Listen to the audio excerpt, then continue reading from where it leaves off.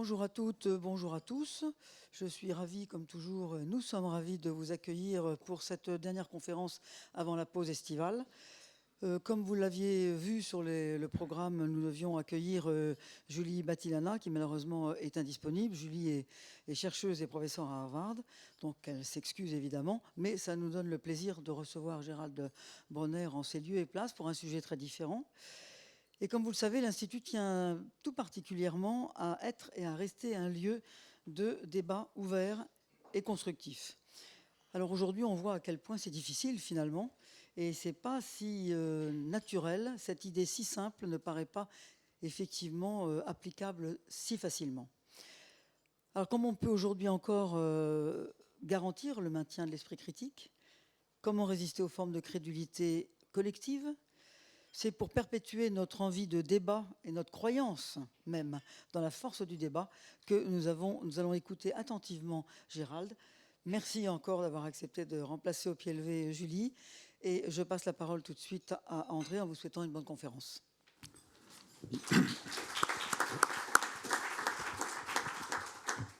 Bien, merci Hélène, bonjour à tous. Écoutez, pour présenter Gérald Bronner, je pourrais dire simplement que c'est mon sociologue préféré, mais ça ferait un petit peu court et peut-être exagérément subjectif. Donc quelques données plus objectives. Donc Gérald est en effet sociologue, professeur de sociologie à la Sorbonne, ce qui n'empêche pas d'être aussi membre de l'Académie nationale de médecine, de l'Académie des technologies et de l'Institut universitaire de France.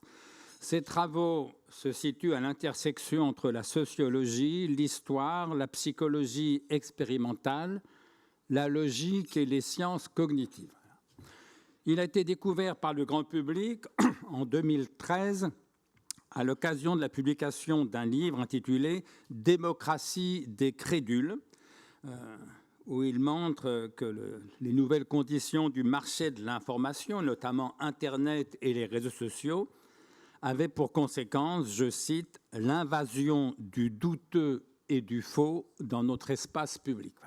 L'invasion du douteux et du faux dans notre espace public. C'est un thème qu'il développe dans les ouvrages ultérieurs, notamment Déchéance de rationalité en 2019, Apocalypse cognitive en 2021. Alors, pas d'erreur sur ce terme d'apocalypse. Gérald Bronner n'annonce pas la fin du monde.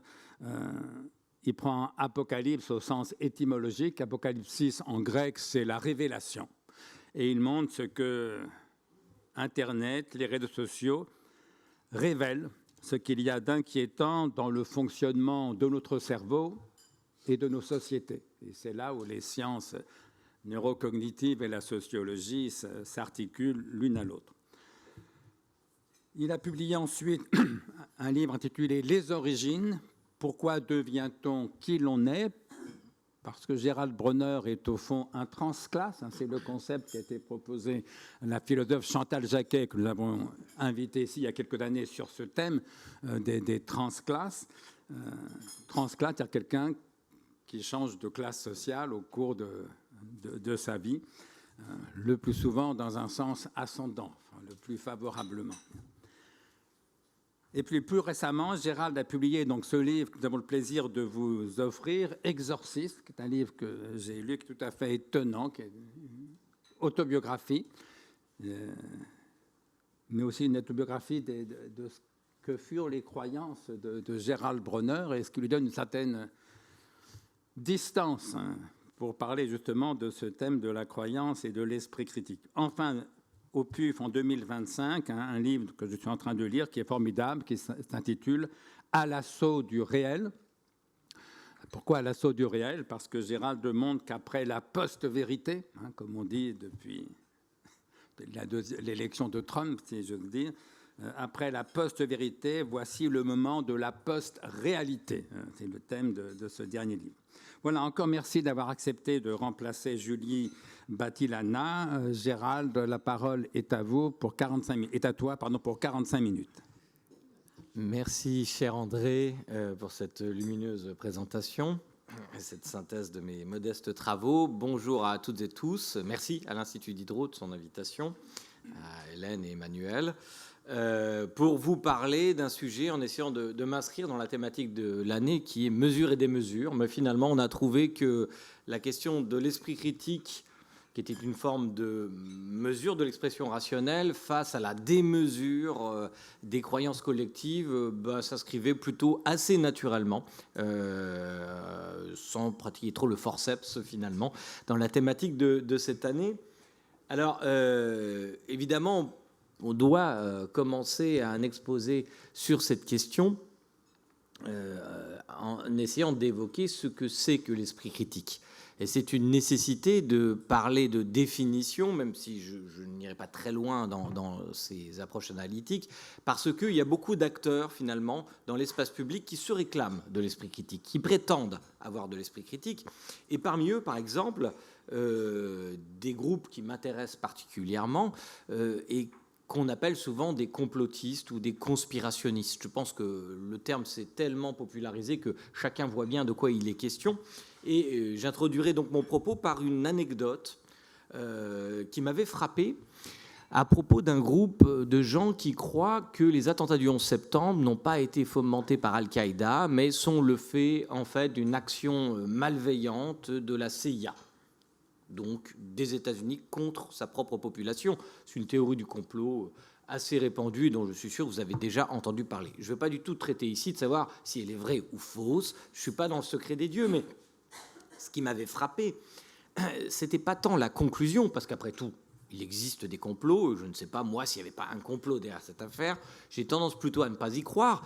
Et pourquoi? Tout simplement, pas à cause de la conclusion, mais à cause des méthodes qui étaient utilisées par ces groupes pour parvenir à cette conclusion. Et ces méthodes, les modes d'administration de la preuve, me paraissaient totalement impropres à adhérer à une conclusion aussi spectaculaire que celle qu'ils proposaient. Et je n'ai pas dit beaucoup plus que cela, mais cela m'a valu malgré tout, de la part de ce groupe et d'autres groupes, des harcèlements numériques jusqu'à mon laboratoire, etc. Ils ont écrit des lettres pour rappeler combien il fallait se méfier de moi en tant que sociologue. Ce sont des groupes, je vais y revenir, donc qui sont très motivés. Mais ce qui était intéressant, c'est qu'ils m'ont d'abord adressé un mail dont l'intitulé était « Droit au doute ». Ils réclamaient un droit au doute. Et contrairement à ce qu'ils avaient imaginé, j'étais parfaitement d'accord avec eux. Le droit au doute est une valeur évidemment cardinale dans un espace démocratique. Nous avons le droit au doute. Nous avons le droit de douter de la version officielle des faits historiques, de la version officielle, entre guillemets, d'un fait d'actualité. C'est un droit. Mais ce que je leur avais répondu, c'est que comme tout droit, cela devrait s'accompagner de devoirs. Voilà. On a droit au doute, absolument, mais à condition que ce droit s'adosse à des méthodes démonstratives. Et voilà pourquoi ces groupes, à mon avis, réclament de façon indue la légitimité de l'esprit critique. Parce que, croient-ils, l'esprit critique, c'est pouvoir adresser des questions à tout, à n'importe quel sujet, pourquoi pas, mais pas n'importe comment, n'est-ce pas ? Alors, j'aime bien cette image qu'il monte, hein, c'est un graffiti comme ça. Je sais pas, on ne voit pas très bien sans doute avec la lumière. Donc, en fait, le graffiti, il est écrit « Questionnez tout ». Et en dessous, quelqu'un d'autre a ajouté « Pourquoi ?» Donc, vous voyez, il y a quelque chose d'autophagique dans le doute hyperbolique. Bon, il y a cette phrase célèbre, je parle sous ton contrôle, bien sûr, André, dans la philosophie antique, « Il n'est pas certain que tout soit incertain ». Donc, on voit qu'il y a quelque chose d'autophagique dans cette question. Et donc, je préfère, pour parler d'esprit critique, m'en remettre évidemment à la tutelle du célèbre Descartes, dont j'ai pris cette phrase. Ce n'est pas assez d'avoir l'esprit bon. Donc là, on est dans la mesure, vous voyez, mais le principal est de l'appliquer bien. Ce qui rappelle quelque chose d'essentiel, même si les deux paramètres ne sont pas complètement décorrélés, pour être tout à fait honnête, mais que ce n'est pas tant une question d'intelligence que je vais évoquer, en parlant de l'esprit critique, mais de vigilance intellectuelle. C'est-à-dire que n'importe qui peut faire preuve d'esprit critique.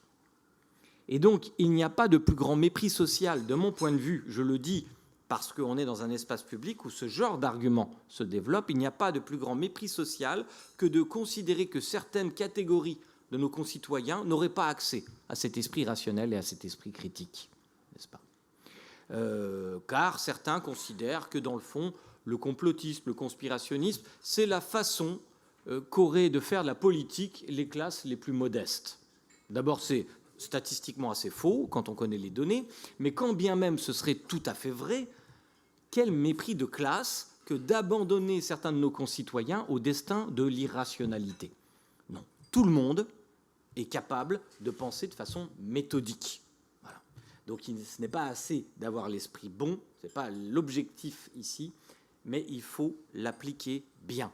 En d'autres termes, l'esprit critique s'applique en première instance d'abord à nous-mêmes, à nos intuitions. Ce qu'il faut retenir, c'est le cheval galopant, en fait, de notre spontanéité mentale face au monde. Parce que je vais y revenir, mais nous avons des théories physiques, biologiques, sociologiques, économiques, spontanées, qui nous viennent et qui cherchent à s'imposer spontanément à notre esprit, parce qu'elles sont peu coûteuses intellectuellement et qu'elles sont souvent vraisemblables. Seulement voilà, ce qui est en train de se produire, c'est en quelque sorte la victoire du vraisemblable sur le vrai, qui est beaucoup plus coûteux et qui exprime une forme d'optimalité mentale. Et c'est pour ça qu'avant de développer les questions d'esprit critique, pour parler de démesure, je me dois tout de même de vous faire des rappels sur ce qui se produit en ce moment dans l'espace public. Et ce qui se produit en ce moment dans l'espace public, et depuis au moins 25 ans, c'est la démocratisation d'un outil qui est formidable et qui nous permet de visiter beaucoup plus largement les contrées de l'information, en quelque sorte. Je veux évoquer les mondes numériques, c'est-à-dire Internet en général, les réseaux sociaux, les plateformes vidéo, et pour approcher cette réalité, j'ai remis un peu les données les plus récentes que j'avais sur cette question, on voit le nombre d'internautes dans le monde, tout simplement, et qui est un proxy statistique, une approximation de la disponibilité de l'information. C'est-à-dire c'est corrélé à la disponibilité de l'information. On dit souvent qu'au début des années 2000, au moment de la démocratisation d'Internet, Internet existe depuis bien avant, mais on a commencé, nous, individuellement, dans nos foyers, dans les universités aussi, à avoir des connexions à Internet. Même le Wi-Fi n'existait pas encore à ce moment-là, mais Internet commençait à se diffuser. On avait déjà produit plus d'informations à ce moment-là que depuis l'invention de l'imprimerie par Gutenberg. Donc, un écrasement de l'offre d'informations. Et pour aller très vite, dans les 2 dernières années, on évalue à peu près, parce que la chose est difficile, qu'on a produit dans les 2 dernières années 90% de l'information disponible sur la Terre. Et ça comprend tous les livres qu'il y a dans nos bibliothèques qui ont été produits bien avant. Donc c'est vous dire qu'il y a une accélération de cette disponibilité de l'information. Est-ce que c'est une mauvaise nouvelle ? Certainement pas. C'est une très bonne nouvelle pour l'humanité. Qui aurait envie de vivre dans un monde où l'information serait rare et réservée, par exemple, à une élite économique ou quelque chose comme ça? Enfin, pas moi. Je préfère l'idée que l'information soit disponible. Et quand on fait de la recherche, il y a des chercheurs dans la salle, et qu'on se rappelle, comme ce fut le cas, puisque j'ai vécu dans la préhistoire, qu'il fallait faire une commande par le prêt interbibliothèque pour obtenir un article scientifique et qu'on attendait 15 jours pour recevoir une photocopie qui ne correspondait pas vraiment à ce qu'on avait imaginé, la production de la science en était quand même un peu ralentie, il faut bien le reconnaître. Aujourd'hui, c'est quand même absolument fabuleux, notamment pour les chercheurs, pour n'importe lequel d'entre nous. On peut aller voir en direct un cours au Collège de France, de philosophie, de psychologie. Puis là, voilà, il y a des caméras aujourd'hui. Je suis filmé, je ne sais pas si c'est en direct. Mais voilà, c'est comme quoi le serpent se mord la queue. Ce que je dis est donc versé dans l'espace public. Mais alors, il y a un autre aspect, à part la disponibilité de l'information, et qui commence, là aussi c'est une bonne nouvelle démocratique, mais c'est un petit peu plus inquiétant, c'est le fait que chacun, de ce fait, peut aussi donner son propre point de vue dans l'espace public. Et là aussi, ce n'est pas une mauvaise nouvelle, c'est une démocratisation de la démocratie. C'est-à-dire qu'il y a autant d'éditorialistes aujourd'hui que de comptes Facebook, Twitter, TikTok. On donne notre avis sur des choses, c'est intéressant, auxquelles on n'aurait pas forcément pensé avant. On aurait eu un avis, mais on ne l'aurait pas donné publiquement, ou on aurait suspendu notre jugement. je ne sais pas, sur ce qui se passe à Gaza en ce moment, sur le bombardement de l'Iran, sur les gilets jaunes, le vaccin, le réchauffement climatique, il fait très chaud, la canicule, etc., etc. Aujourd'hui, nous donnons notre avis, et dès lors que nous l'avons donné, il y a comme un cliquet de sécurité. Nous ne pouvons plus vraiment revenir en arrière. Et du coup, nous nous disputons parfois même sur des sujets à propos desquels on n'aurait pas pensé à se disputer il y a 25 ans, n'est-ce pas ? Donc en fait, nous sommes sommés, beaucoup plus qu'auparavant, dans les mondes sociaux que nous avons fréquentés, à avoir un point de vue, à le donner. Même si on n'écrit pas un post, on peut au moins liker un post. Et il y a des gens qui regardent ce que vous likez, ou ce que vous ne likez pas. Il y a des gens maintenant qui vous pistent sur les réseaux sociaux parce que vous n'avez pas pris parti sur ce sujet ou sur cet autre sujet. Vous ne serez plus jamais tranquille. Voilà. Nous sommes rentrés dans une ère d'intranquillité et donc tout le monde donne son avis. Et j'aime bien cette image classique que j'utilise souvent, j'en ai pas trouvé de meilleure, c'est le même lieu entre 2005 et 2013, n'est-ce pas ? Vous voyez, il s'est passé quelque chose d'un tout petit peu révolutionnaire, et je pense que c'est une image qui montre très bien et qui explique la massification de la diffusion de l'information, parce que l'information, c'est aussi bien le prix de la pizza du restaurant que vous convoitez tout à l'heure, que la prochaine séance de cinéma, que la photo que vous allez prendre de la pizza que vous allez manger et que vous allez croire important de diffuser sur les réseaux sociaux, etc., etc. Vos vacances, il fait chaud, enfin le fait d'écrire il fait chaud sur votre poste, c'est déjà une information. C'est aussi pour ça que ça monte beaucoup le volume global. Il n'y a pas que les cours de physique quantique du Collège de France, quoi. Il y a aussi ces informations-là, et je participe à cette cacophonie. Il n'y a aucun mépris dans ce que je dis. Moi aussi, parfois, je fais des posts qui seraient tout à fait dispensables. Mais ce qui est très intéressant, c'est de se dire que donc, tout le monde peut parler, et c'était un grand espoir des fondateurs de la démocratie. Il ne faut pas l'oublier. Ce n'est pas une mauvaise nouvelle, puisque chacun imaginait que si tout le monde pouvait donner son point de vue, que la disponibilité de l'information était grande et que les gens avaient un niveau d'éducation, c'est le cas dans nos sociétés, qui leur permettait de s'exprimer, de lire des livres, d'avoir des informations, on irait tous ensemble, main dans la main, vers les sociétés de la connaissance. C'est pour ça que j'ai écrit un livre qui s'appelait « La démocratie des crédules ». Il a été rappelé pour faire un peu le pendant à cet espoir que je comprenais parfaitement, pas du tout irrationnel, c'est un peu l'espoir des Lumières, d'ailleurs, c'est l'idée que le libre marché des idées, parce que la lumière, c'est comme les Lumières, c'est aussi, rappelez-vous, c'est quand même la volonté de s'émanciper de tutelle épistémique. Comme, alors on pense souvent à la tutelle religieuse, mais il faut surtout penser à Aristote, à Galien, etc., qu'on n'avait pas facilement le droit de contredire. D'où le surgissement de la pensée expérimentale, entre parenthèses. Quand Pascal conçoit une expérimentation, l'expérimentation du puits de Dôme, pour contredire l'idée que la nature aurait horreur du vide, ça lui donne un argument formidable et inévitable pour contredire Aristote. Parce que la physique d'Aristote est totalement fausse. Sauf que quand vous êtes dans un monde où vous ne pouvez pas contredire Aristote, c'est-à-dire que c'est un marché cognitif qui n'est pas libéralisé, et donc, le vrai ne peut pas s'imposer si les tutelles épistémiques ont des modèles intellectuels de description du monde qui sont faux. Et donc, l'espoir, c'était que cette libéralisation du marché des idées aboutirait nécessairement à ce que la bonne monnaie chasse la mauvaise. Mais ce n'est pas ce qui s'est produit. Aujourd'hui, nous le savons, et je vais essayer de vous expliquer en quelques points pourquoi, et donc pourquoi c'est si important de développer son esprit critique. La première chose, c'est que ça, c'est une donnée très solide des sciences sociales computationnelles contemporaines. Tout le monde ne participe pas de la même façon.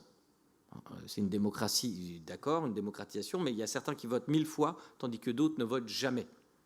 Et ce qui nous a intéressés, nous autres sociologues, c'est quelle est la caractéristique de ceux qui participent beaucoup, plus que les autres. Il faut vous rendre compte que 1% des comptes sur les réseaux sociaux produisent 33% de l'information disponible. Vous la voyez, cette asymétrie ? Mais ce 1%, est-ce que ce sont les fameux prix Nobel de physique, par exemple ? Pas vraiment. Pas vraiment. Leurs caractéristiques, ce sont tout simplement les plus radicaux d'entre nos concitoyens, ce qui est tout à fait logique, en fait. Ces individus n'avaient pas voix au chapitre dans l'espace public précédent, où seuls, disons, les journalistes, les scientifiques, les politiques et un certain nombre d'acteurs sociaux étaient légitimes, considérés comme légitimes à parler dans l'espace public. Donc là, ce sont les premiers acteurs qui vont prendre possession de ces mondes numériques. Parce qu'ils ont beaucoup de choses à dire, ils pensent avoir beaucoup de choses à dénoncer, mais on ne leur donnait pas l'occasion de parler en dehors des cafés et des réunions familiales, etc., où il manquait sans doute pas de le faire. Et en plus, ils ne se connaissaient pas forcément entre eux. Et la numérisation du marché de l'information va permettre à ces raretés statistiques de se rencontrer et de former cohortes. Voilà. Et ils vont devenir extrêmement efficaces. C'est le domaine, l'empire, si je puis dire, des super spreaders, des super diffuseurs d'informations. Et donc ce 1%, c'est les plus radicaux, parmi lesquels, par exemple, on trouve certaines communautés comme les anti-vaccins. Les anti-vaccins, les vrais anti-vaccins, ne sont pas très nombreux en fait. Encore une fois, il ne faut pas confondre avec la méfiance vaccinale. La méfiance vaccinale, en France, a pu atteindre jusqu'à 60% dans certains sondages. C'est considérable, mais on a bien vu qu'il n'y avait pas eu 60% d'abstentionnistes au moment de la Covid-19. Heureusement, ça aurait été catastrophique pour nous. Il y en a eu quand même suffisamment pour poser des problèmes d'ailleurs. Il ne faut pas oublier qu'il n'y a pas besoin qu'un fait soit majoritaire dans la société pour occasionner des effets qui sont non linéaires. Petits effets, grandes causes dans un certain nombre de cas. Les anti-vaccins, par exemple, peuvent par leur activité, provoquer le ressurgissement de la rougeole, etc. Tout ça est assez documenté. Alors ça, c'est travaux de... Il y a beaucoup de travaux sur ces questions, par exemple de Walter Quattrocchiocchi, pour vous montrer, il étudie par une étude de graphe une controverse entre des conspirationnistes anti-vaccins et des gens qui défendent de la science. Donc ça, c'est sur Facebook, chaque point représente un compte. Et comme vous le voyez, les conspirationnistes écrasent les rationalistes, si je puis dire. Et toujours dans un rapport d'un tiers, 2 tiers. Et non seulement ils sont plus nombreux, mais en plus, ils sont beaucoup plus prosélytes. C'est-à-dire qu'ils vont chercher des individus neutres pour essayer de les convaincre. Et c'est comme ça que peu à peu, des modes d'argumentation qui ont toujours existé dans l'espace public, parce que l'antivaccination, c'est aussi vieux que la vaccination elle-même, en fait. J'ai fait soutenir une des premières thèses sur la question de l'antivaccination en France. Et donc ça existait, mais ça demeurait confiné dans des espaces de radicalité. La numérisation du marché cognitif a permis à ces argumentaires d'essaimer dans l'espace public au-delà de leurs espaces de radicalité. D'abord donc parce qu'ils ont des très bonnes équipes de vendeurs, très motivés, qui parlent plus, qui vendent leurs produits, etc., etc. Et parce qu'ils vont de plus en plus vite, du coup. Ce que nous sommes aussi en train de perdre, c'est la bataille de la célérité de la diffusion de l'information. La bataille de la célérité, par exemple, je peux montrer par ce petit tableau, je me suis amusé, si je puis dire, à regarder le temps de latence qu'il fallait entre un événement et le surgissement d'une théorie alternative. Vous voyez, assassinat de Kennedy, attentat du 11 septembre, à ce moment-là, on est à peu près sur le même temps, c'est 27 jours. Bon, c'est une coïncidence, mais disons, on va dire que ça prend plusieurs semaines. Okay. Et pour les attentats de Charlie Hebdo, allons tout en bas de la grille, il faut 1 heure. Voilà. C'est-à-dire qu'on avait des théories du complot pour Charlie Hebdo avant même qu'on sache ce qui s'était exactement produit. Type comme Thierry Messant, c'est une coïncidence aussi. Enfin, ça, c'est pas une coïncidence, plutôt. Il était déjà derrière les théories conspirationnistes du 11 septembre. Il a d'ailleurs vécu un temps en Iran, comme c'est bizarre. Et c'est lui qui a tiré le premier, si je puis dire, pour les attentats de Charlie Hebdo. Et donc ça s'est produit à peine 1 heure après qu'on a déclaré sur les antennes d'information continue qu'il y avait un drame dans les locaux de Charlie Hebdo qu'on ne savait pas encore tout à fait évaluer. Donc il y a une célérité de la crédulité bien plus importante. Et d'ailleurs, il bénéficie même de ce qu'on appelle des data voids aujourd'hui, c'est-à-dire des vides de données. C'est documenté, c'est-à-dire que ce sont même des stratégies. Quand on ne sait pas encore ce qui s'est produit, ces groupes-là vont vous dire, vous allez voir, on va vous dire que. Et c'est très identifié par moi aux États-Unis, ce qu'on appelle les mass shootings. Vous savez, il y en a malheureusement beaucoup. Et on sait que ces mass shootings vont donner lieu à une controverse sur la possession des armes aux États-Unis, parce que c'est toujours le cas, donc c'est prédictible. Et eux, ces groupes-là, ils sont pour que chacun puisse avoir des armes. Ça leur semble tout à fait fondamental. Et donc, ils sont contre cette interprétation. Donc, ils sont capables de dire, vous allez voir, on va vous dire encore qu'il y a eu un mass shooting, mais ce n'est pas vrai, ce sont des acteurs. Il n'y a eu aucun mort, quoi, voilà. Alors, ça peut faire sourire, mais en réalité, c'est tout à fait terrible, parce que là, il y a des morts, ça veut dire qu'il y a des parents qui ont perdu leurs enfants, et non seulement ils ont perdu leurs enfants, mais ils sont en plus menacés de mort par des gens qui croient qu'ils sont des acteurs pour le FBI. Alors vous allez dire, oui, non, mais c'est complètement fou, comment les gens peuvent croire ça, etc. Voilà, un autre problème, c'est que la configuration de l'information telle que nous la vivons permet une accumulation d'arguments. Auparavant, les rumeurs, les légendes urbaines, ça a toujours existé. Et donc elles n'avaient pas accès à l'espace public, tout simplement parce que les journalistes disaient non, on ne va pas publier un article sur le fait que le maire de la ville organise, je ne sais pas moi, des réseaux pédophiles, parce que ça ne date pas d'aujourd'hui, c'est des vieilles rumeurs qui couraient. Peut-être que parfois ça existe, encore une fois, j'en sais pas plus que vous, mais c'était... Dans toutes les villes, il y avait ce type de rumeurs. Donc bien sûr que le journal local, sauf preuve importante, et on a eu des dérapages dans l'histoire de la presse. Souvenez-vous de l'affaire de Toulouse, par exemple, où il n'y avait absolument rien, et le maire Baudis était accusé de pires horreurs. Donc ça arrive, mais c'était rare. En fait, généralement, les journalistes retenaient ce genre d'informations. Et donc, du coup, ces informations, elles existaient, mais elles ne se propageaient dans l'espace social que par le bouche à oreille. Et ce média les empêchait d'être très performantes d'un point de vue argumentatif, puisque ces produits-là ne pouvaient compter que sur nos capacités de mémorisation, qui sont faibles. Et donc, aujourd'hui, par les mondes numériques, les arguments s'accumulent et deviennent de plus en plus performants, puisqu'il y a des essaims, en fait. Il y a des groupes en essaim qui les produisent. Ce n'est pas un seul individu qui produit tous les arguments en faveur de la théorie du complot. C'est un travail en essaim. Parfois, certains, d'ailleurs, s'amusent à faire cela. Ce n'est pas forcément sérieux. Mais la disponibilité aussi de l'information, des photos, des vidéos, donne autant d'occasions aux conspirationnistes de chercher des anomalies. C'est comme ça que ça fonctionne. Généralement, ils n'ont pas de théorie constituée. Ils disent juste « c'est bizarre ». Alors, ça, c'est un travail que j'ai fait. À propos, justement, de Charlie Hebdo, je me suis demandé combien il y avait d'arguments qui pointaient dans l'espace public, qu'on pouvait relever, alors dans tout, aussi bien sur Twitter, etc. Et vous voyez que le premier jour, il y a déjà plus de 26 arguments en faveur de la théorie du complot. 4 jours après, il y avait plus de 100 arguments en faveur de la théorie du complot. Alors, ça fait un double effet. Premièrement, on peut se dire, il n'y a pas de fumée sans feu. C'est marrant, c'était le nom de l'association à Toulouse, d'ailleurs, de l'effet que je viens de vous parler, l'affaire Baudis. Il y avait une association qui s'appelait « Il n'y a pas de fumée sans feu ». Certains proverbes sont tout à fait efficaces pour décrire le réel, et puis d'autres sont parfaitement faux. Il n'y a pas de fumée sans feu, c'est faux. Il peut y avoir de la fumée sans feu, d'un point de vue physique, ou même d'un point de vue social. Bon. Eh bien, ça fait cette impression-là. Tous les arguments ne peuvent pas être faux. Il ne faut pas croire qu'un conspirationniste, par exemple, croit à l'intégralité de ses arguments. Et ça, c'est une nouvelle façon d'administrer la preuve d'un point de vue logique.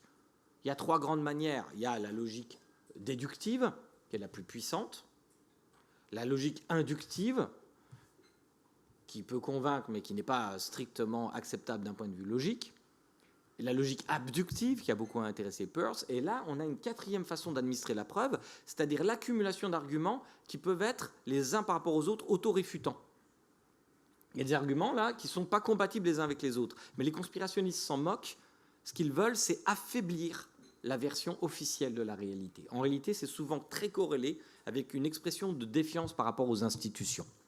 C'est pour ça que quand Donald Trump accumule les mensonges, il ne faut pas croire que ses partisans croient à tous ces mensonges.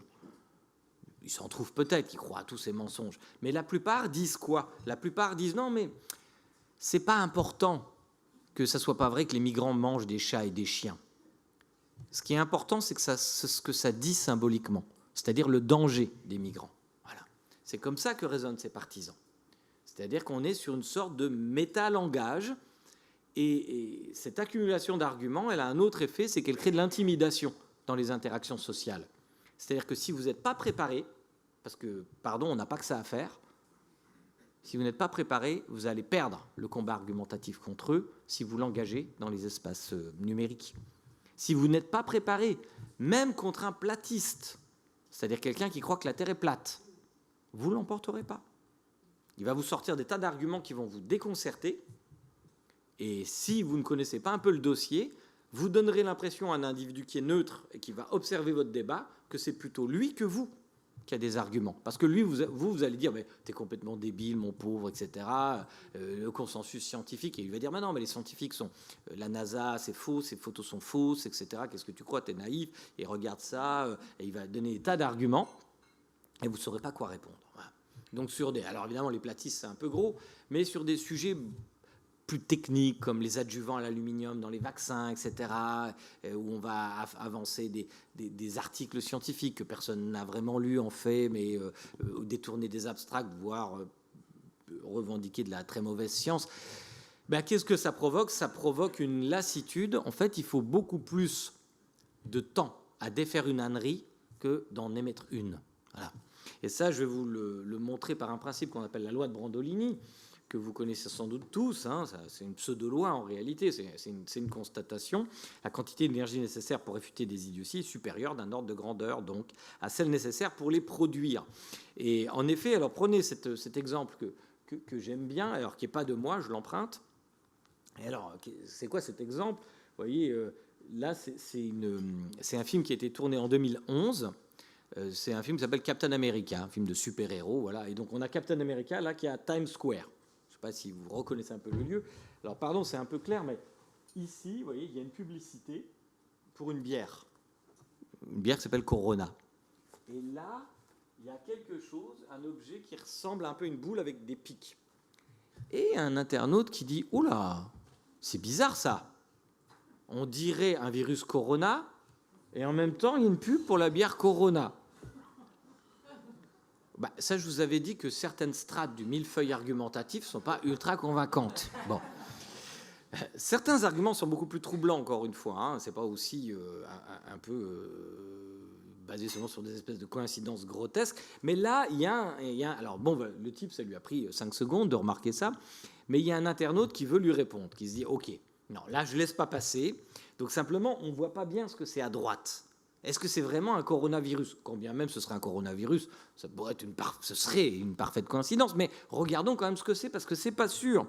Alors, il fouille tous les films, parce que l'avantage de Times Square, c'est qu'il y a beaucoup de tournages. Et alors, dans la même période, il regarde un peu tous les films qui ont été tournés, où il y a des petites séquences de Times Square, et il n'arrive pas à retrouver cette publicité.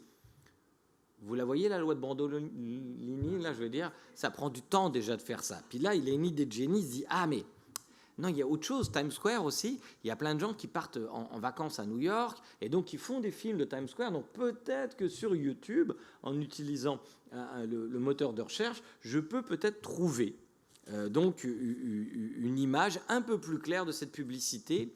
Est-ce que c'est un coronavirus ? Et là, il trouve ça, et voyez, regardez en haut à gauche. C'est vrai qu'on dirait un truc à Spike comme ça, et donc il arrive à clarifier l'image, et c'est une publicité pour les pâtes Barilla.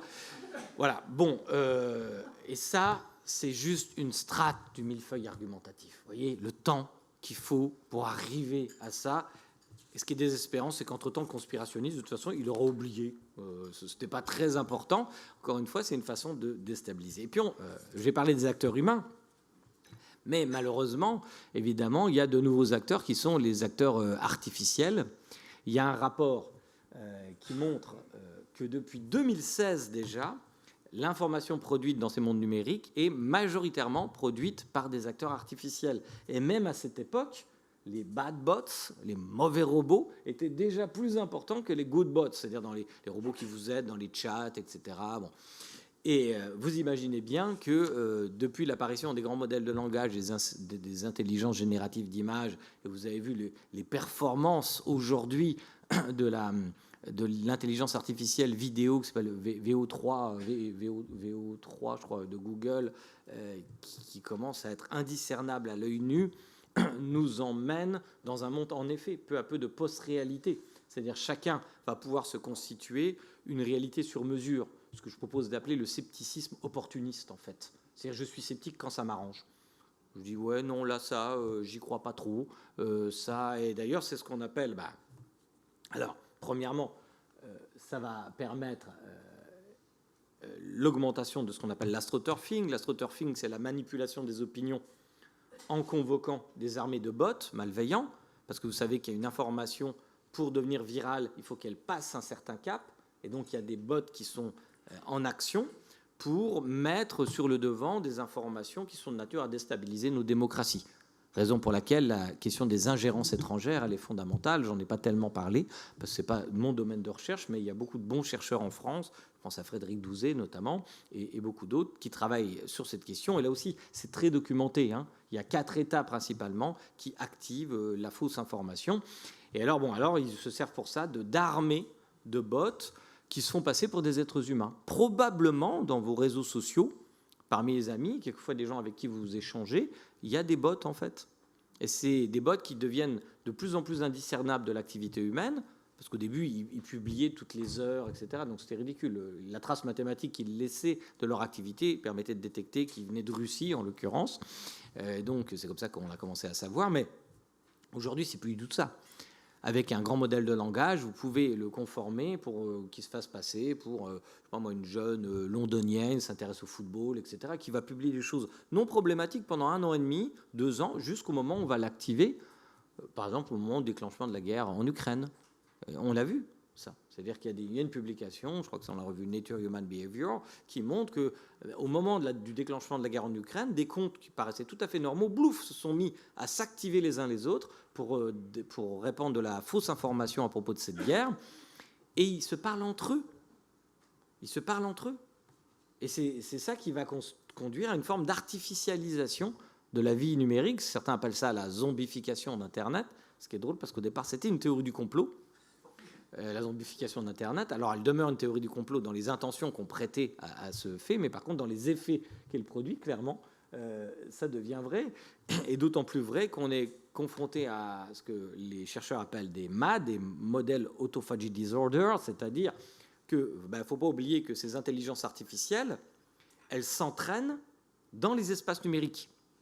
Et donc, si la proportion de la production d'informations dans les espaces numériques est de plus en plus artificielle, ils vont s'entraîner eux-mêmes sur du matériau artificialisé, ce qui appauvrit considérablement les données. Et d'ailleurs, si vous voulez faire un petit essai, puisque André est avec nous, si vous vous intéressez au stoïcisme, vous tapez sur YouTube stoïcisme, vous avez envie de voir une vidéo sur stoïcisme, ben vous verrez qu'il y a un nombre invraisemblable, et quand je dis invraisemblable, c'est des milliers et des milliers de chaînes, alors qui ont quelques vues parfois, qui ne parlent pas du tout de stoïcisme en réalité. Hein. On voit, généralement, il y a une statue grecque, un homme très musclé, avec 14 abdominaux, enfin c'est pas tout à fait, c'est très approximatif, mais très très musclé, et qui vous dit tu n'as pas d'amis, peut-être que tu es quelqu'un d'exceptionnel, etc. Donc en fait c'est des conseils vaguement un peu virilistes de développement personnel, qui n'ont rien à voir avec le stoïcisme à proprement parler. Mais ce sont des intelligences artificielles qui se copient les unes les autres, parce que les premières vidéos ont fait des millions de vues, et donc ça rapporte de l'argent. Donc il y a quand même un humain derrière qui fait une espèce de business de ce qu'on appelle de traîne longue commerciale, c'est-à-dire qu'on va proposer des toutes petites niches, mais accumulées les unes avec les autres, on va comme ça avoir des dizaines, des centaines de vues, ça va être suffisant, et là le monde devient en fait un cimetière, le monde numérique devient un cimetière de propositions intellectuelles. Et puis, il y a le troisième élément, c'est le liar's dividend, c'est ce que je vous ai dit, là, c'est le scepticisme opportuniste, c'est-à-dire qu'on a maintenant des acteurs, y compris politiques, qui commencent à dire « Ah oui, j'ai jamais dit ça, c'est une intelligence artificielle qui a produit ce discours, etc. Non, je n'ai pas fait ça. » Alors, ça reste très minoritaire. Je ne vais pas donner d'exemple, mais si vous avez un peu de mémoire, ça s'est passé il n'y a pas longtemps. Y compris en France, enfin ce n'était pas en France, mais de la part d'un responsable français de très haut niveau, et c'est assez sidérant.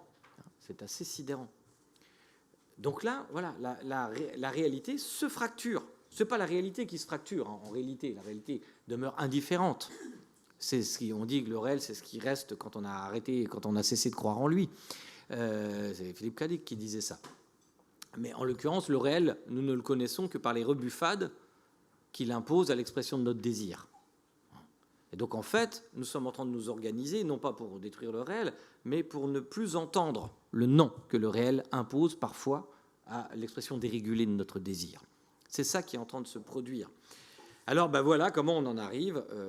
Je passe rapidement, à par exemple, une évaluation du Forum économique mondial qui considère que dans le temps qui vient, c'est-à-dire à très court terme, le danger principal qui pèse sur l'humanité, c'est tout simplement la diffusion de fausses informations et de désinformations. Pourquoi? Ça peut sembler bizarre, surtout là quand il fait 40 degrés dehors, on pense au réchauffement climatique, et évidemment que c'est un problème majeur qui pèse sur l'humanité, mais on ne pourra pas résoudre le problème du réchauffement climatique si on vit dans la même société, mais pas dans le même monde, si certains vivent dans un monde où le réchauffement climatique n'existe pas, par exemple. Parce que ce type de défi humain va nécessiter de pouvoir recourir à l'intelligence collective, et l'intelligence collective, on ne peut pas y recourir si, encore une fois, on vit dans la même société, mais pas dans le même monde. Aucun problème majeur ne peut être résolu si on ne maintient pas l'existence d'un socle épistémique commun. Voilà. D'où l'idée fondamentale du développement de l'esprit critique. Parce que c'est ce paramètre-là qui va nous aider, non pas à croire tous la même chose. L'esprit critique, le développement de l'esprit critique ne vous indique rien en termes de préférences politiques, en termes de préférences religieuses ou quoi que ce soit de mon point de vue. C'est une façon de négocier intellectuellement avec le monde qui va nous permettre de rester ensemble, puisque c'est une méthode avant toute chose. Et alors, c'est une bonne nouvelle, enfin, après ce déluge de mauvaises nouvelles. Une bonne nouvelle, c'est que ce que la science montre, c'est que parmi tous les paramètres qui permettent de prédire la diffusion de fausses informations, même ou d'y croire, le paramètre donc, qui est le plus prédicteur d'un point de vue statistique, c'est ce qu'on appelle la lazy thinking, c'est-à-dire la pensée paresseuse. Bien sûr que les variables politiques, elles comptent, le sentiment d'être déclassé, il y a plein de variables sociales, économiques, je nie pas du tout ça. Mais par contre, ce qui prédit le plus, c'est la pensée paresseuse, c'est-à-dire le fait de s'abandonner à une forme de spontanéité intellectuelle. Et encore une fois, ne croyez surtout pas que c'est une forme de bêtise. En fait, le problème, c'est que les déviations de notre pensée critique, de notre rationalité, sont profondément enracinées d'une certaine façon dans notre rationalité. Alors, je vais vous le montrer simplement avec cette expérience de psychologie du développement. Vous avez les références là. Les enfants, c'est à peine croyable, à l'âge de 8 mois, sont capables de faire des calculs statistiques. Alors, pour que vous compreniez, à gauche, on a deux modes expérimentaux. C'est des petits qui voient ça. On leur montre des boules qui sortent d'une urne. D'accord ? Et vous voyez que les boules à gauche qui sortent d'une urne sont majoritairement rouges. Mais l'urne est opaque. Donc les petits ne savent pas. Mais est-ce qu'ils s'attendent à quelque chose ? Ben si, ils s'attendent à quelque chose. C'est ça qui est incroyable. C'est-à-dire qu'à 8 mois, à partir d'un échantillon qu'on va tirer de l'urne, ils en infèrent des caractéristiques statistiques de l'urne. En d'autres termes, ils sont capables de faire des calculs bayésiens. Et là, à gauche, l'urne, quand on la dévoile, elle est majoritairement blanche, alors qu'à droite, elle est majoritairement rouge. Donc à droite, le tirage qui a été proposé est intuitif par rapport à la constitution statistique de l'urne. C'est normal. Par contre, à gauche, ce n'est pas normal.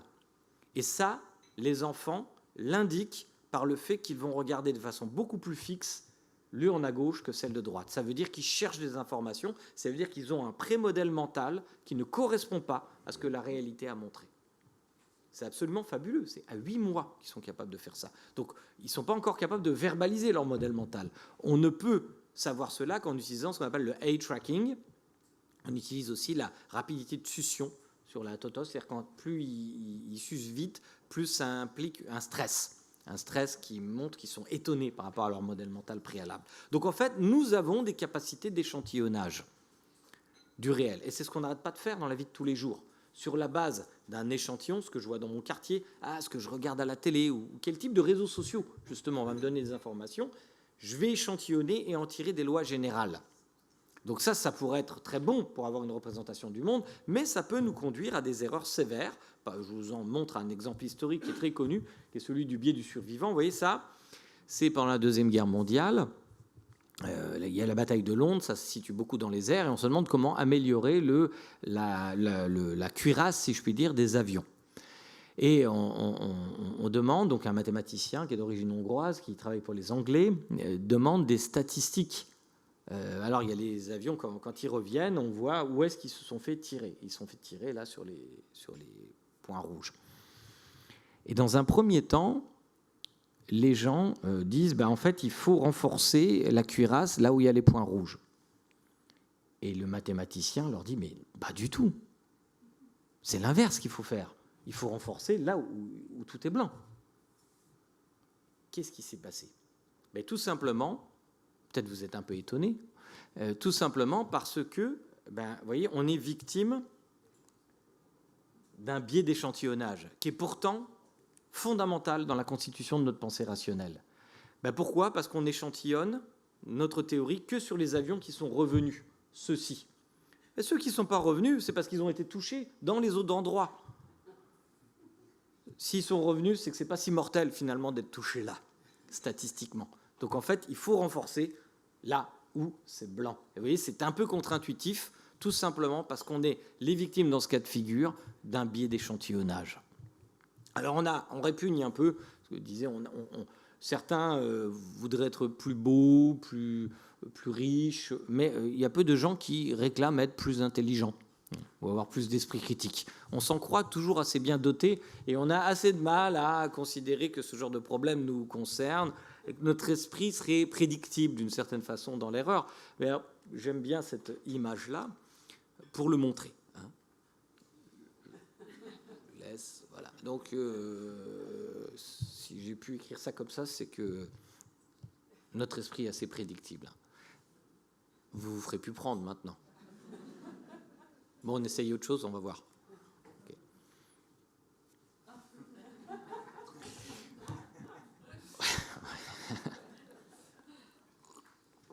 Donc en fait, oui, notre cerveau est d'une certaine façon prédictible. Là où il est le plus prédictible dans ses erreurs, je passe très vite, je parle sous ton contrôle, je ne sais pas s'il me reste encore un peu de temps.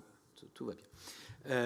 Les exemples que j'utilise souvent pour montrer ça sont les erreurs pratiquement mécaniques, inévitables que notre cerveau fait dans certaines circonstances et qui sont ceux des illusions d'optique. L'illusion d'optique, c'est bien une information qui provoque une réponse psychique qui est inadéquate.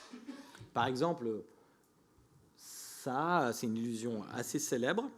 Dans ce cas de figure, les deux cases, sont de la même couleur. Je dis pardon parce que c'est choquant. Je ne parle pas des lettres, je parle bien des cases. A et B, elles sont de la même couleur alors qu'on a l'impression que la case A est plus sombre que la case B. Mais si je fais disparaître le contexte de traitement de l'information, vous voyez qu'elles sont de la même couleur. Si je fais réapparaître, l'illusion réapparaît. Là, vous dites qu'il a peut-être changé de slide entre les deux.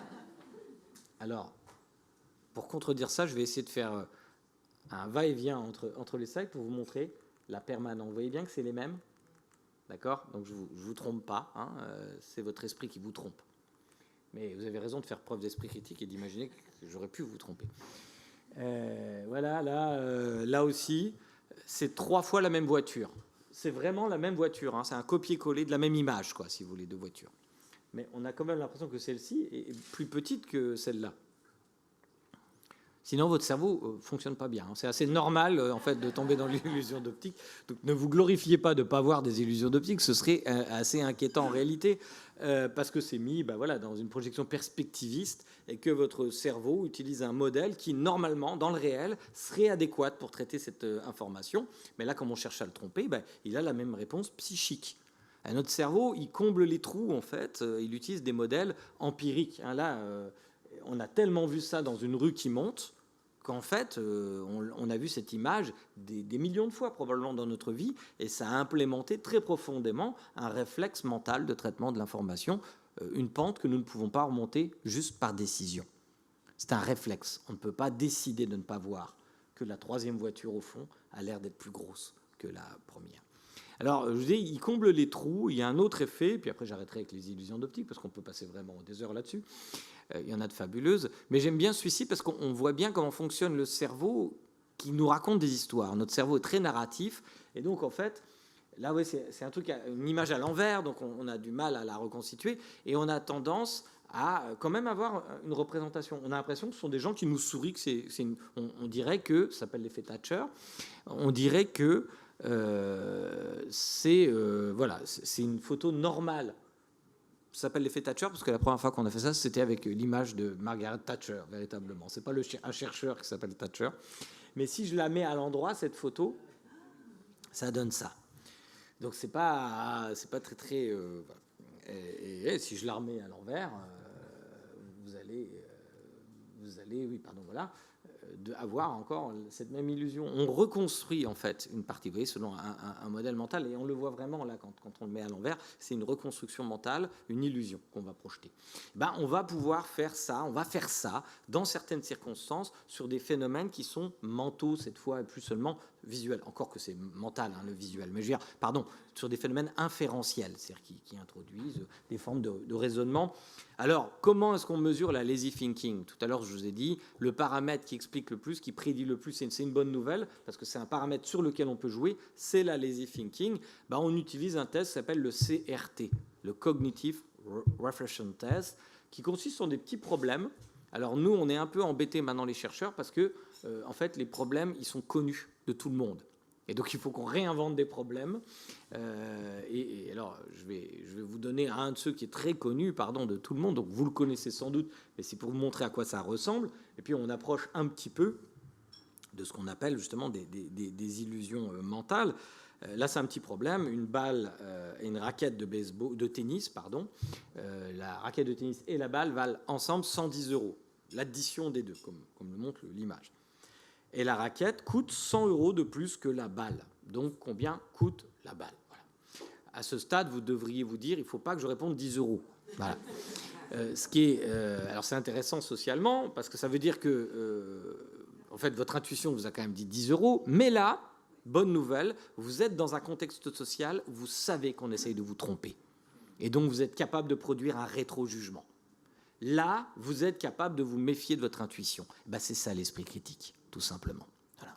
Ce n'est pas forcément trouver la bonne solution, c'est suspendre votre jugement en vous disant « attention, je reconnais cette structure de situation, je sais que je peux me tromper dans cette structure de situation, et donc j'accepte d'investir un peu plus de temps. » Et tout à coup, je me dis ça ne peut pas être 10 €, puisque l'énoncé me dit que la raquette vaut 100 € de plus que la balle. Si la balle vaut 10 €, la raquette vaut 110 €.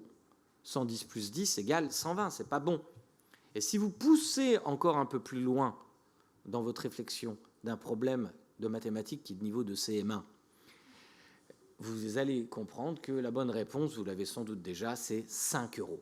Mais vous voyez, 5 €, c'est assez contre-intuitif par rapport à l'énoncé. On n'imagine pas que ça peut être 5 € en regardant l'énoncé. Mais oui, c'est 5 € parce que la raquette vaut donc 105 €. 105 plus 5 égale 110. On est bon? Personne n'est fâché? Bon, tant mieux, parce qu'on va rentrer dans des problèmes un peu plus compliqués pour quand même aborder notre conclusion avec des cas très concrets et pour vous montrer, qu'on a parlé de conspirationnistes, d'anti-vaccins, etc., pour vous montrer que ce n'est pas seulement ça. Ce n'est pas seulement ça qui risque de nous saisir et de nous écarter les uns les autres. Ce n'est pas seulement des problèmes de croyances exotiques auxquels moi-même j'ai pu croire, donc étant plus jeune. C'est ce que raconte le livre que vous savez sur la table. Donc je le dis, tout cela sans aucun mépris particulier. Je sais ce que c'est que de croire. Je sais qu'on peut croire des choses folles sans être fou, en fait. Mon travail à moi, c'est de reconstruire les structures de raisonnement de ces individus qui aboutissent en effet à des croyances exotiques, mais de façon très terre-à-terre. Ces croyances, ces biais cognitifs, ils peuvent aussi toucher, par exemple, l'exercice médical. Alors pour justement arrêter un peu de parler des conspirationnistes, j'aime bien ce problème de négligence des taux de base. Et ça, c'est un problème qui est tout à fait banal. Il n'y a rien de très... c'est pas une hypothèse impossible en matière de santé publique. Et ça a été testé justement sur des médecins. On leur a posé le problème suivant, et je vous le pose. Une maladie qui touche une personne sur 1000 peut être détectée par un test. Rien de plus banal. Celui-ci a un taux d'erreur positif de 5%, c'est-à-dire qu'il y a 5% de faux positifs. Dans la presse, on vous dirait que le test a 95% d'efficacité. C'est comme ça vous vous rappelez pour la Covid, on disait le test il a 97% d'efficacité, 92% d'efficacité, etc. Et alors, il se trouve qu'une personne passe le test dans ces conditions, et le test dit qu'elle est positive. Et donc, la question qui se pose au médecin, c'est est-ce qu'il doit lui annoncer qu'elle est positive. Ça peut être une maladie grave, ça peut être HIV, hépatite, etc., etc. Et dans ces conditions, quel pourcentage de chance cette personne a-t-elle d'être vraiment positive au test? Une majorité de médecins répondent 95%. Et c'est dramatique. Voilà. Parce que le vrai pourcentage, là, c'est 2% à peu près, dans ces conditions-là. Et ça, c'est très contre-intuitif. Pourquoi 2% si le test a 95% d'efficacité? Reprenez le problème, je vais même le simplifier un peu. En réalité, je vais le simplifier, mais ça ne trahit pas, l'équation mathématique qui préside à ça. Grosso modo, on sait que sur 1000 personnes, il y a une seule personne qui est vraiment atteinte de la maladie. Je l'ai dit dans le... Voilà. Mais si le test a 95% d'efficacité, il y a donc 5% de faux positifs, ça veut dire que sur 1000 personnes, il va y avoir 50 faux positifs. Donc sur une population de 1000 personnes, vous avez un vrai positif pour 50 faux positifs. Donc si vous êtes positif au test, vous n'avez que 2% de chance. 1 sur 50. Ce n'est pas le vrai calcul, c'est un peu plus compliqué que ça, mais bon, peu importe. C'est grosso modo le rapport de force. Donc vous voyez combien notre intuition peut nous tromper. Alors vous allez dire, ça concerne les médecins. Non, non, non. Parce que dans la vie de tous les jours, quand vous recrutez quelqu'un, je ne sais pas, il y a peut-être des entrepreneurs, vous faites passer des oraux à quelqu'un, etc. C'est des tests d'évaluation de la personne. Vous cherchez la personne rare, par exemple, le mouton à 5 pattes, ou je ne sais pas comment on peut dire, quelqu'un qui est rare statistiquement. Et puis en tant que DRH, je ne sais pas, vous avez vos propres petits modèles mentaux auxquels vous attribuez une certaine fiabilité, en réalité. Et la personne vous paraît être positive à votre test. Quelle est la probabilité de chance que ce soit vraiment la personne que vous recherchiez? C'est ce que j'ai expliqué, par exemple, au service de renseignement, lorsque ils avaient lancé, c'était le service d'information du gouvernement, avait lancé Stop Djihadisme. Vous vous souvenez? Je vais très vite donc sur cette anecdote. En fait, on retombe exactement sur le même problème. C'est-à-dire que les personnes qui sont capables de basculer vers la violence religieuse sont quand même très rares parmi les radicaux. Ils sont très rares. Et il faut 20 personnes pour surveiller une personne qui est soupçonnée de pouvoir passer vers la violence publique. Donc les tests qui avaient été faits par des anthropologues de détection des symptômes de radicalité violente, en réalité, avaient toutes les chances d'être confrontés à des symptômes de faux positifs. Ou même, nous sommes difficilement capables d'anticiper des phénomènes d'accélération ou de décélération. Essayez de faire ce calcul. Alors, je ne vais pas vous laisser le temps de le faire, hein. Rassurez-vous, c'est normal, ça fait partie du test. Essayez de calculer ça. Top. Je vous avais averti. Et la question est de savoir, ça donne combien, en fait, ça? Alors, on a fait cet exercice. Et en fait, la plupart des gens répondent ou bien 500 et quelques, ou bien 2000, selon qu'ils commencent par la droite ou par la gauche. La vérité, c'est que c'est plus de 40 000. D'accord? J'ai fait le calcul réel avec les anticipations, ce qui veut dire que, ordinairement, notre cerveau est mal préparé à concevoir des phénomènes d'accélération ou de décélération de phénomènes. Et on le mesure ordinairement dans la vie sociale à propos de toutes sortes de choses, variation de cours de flux boursiers, par exemple, ou apparition d'une épidémie qui se développe de façon exponentielle. Non, j'arrive pas à croire que la semaine prochaine, les services d'urgence vont être saturés, compte tenu des chiffres que l'on a aujourd'hui. Il va falloir que j'aille beaucoup plus vite. On va passer sur ce dernier exemple, tant pis, je vais en faire un autre. L'asymétrie entre l'action et l'inaction. On va laisser tomber ça. Je vais juste vraiment finir sur donc ceci. Ça, c'est un exemple intéressant parce que il implique un biais. Et je suis sûr que après avoir chauffé comme ça toute la matinée, vous commencez à avoir votre esprit plus affûté, ce qui prouve que ça peut fonctionner, le développement de l'esprit critique. Voilà, ça, c'est une couverture de Sports Illustrated. Et quand les gens font cette couverture, c'est le sportif de l'année. Et en fait, ils ne sont pas forcément contents. Alors qu'ils sont applaudis, c'est les sportifs de l'année, ils ne sont pas forcément contents, ils pensent que ça porte la poisse. Bon. Et alors, on va revenir là-dessus. Prenez cette affirmation qui peut être un peu choquante. Les femmes très intelligentes ont tendance à épouser des hommes moins intelligents qu'elles. Et c'est tout à fait vrai statistiquement. Et si j'écris ça, vous voyez, je suis sûr qu'il y a déjà des interprétations qui vous viennent à l'esprit, fondées sur des stéréotypes de genre. Ouais, les femmes intelligentes, peut-être qu'elles se sous-estiment, alors c'est pour ça, parce qu'elles ont intégré, etc.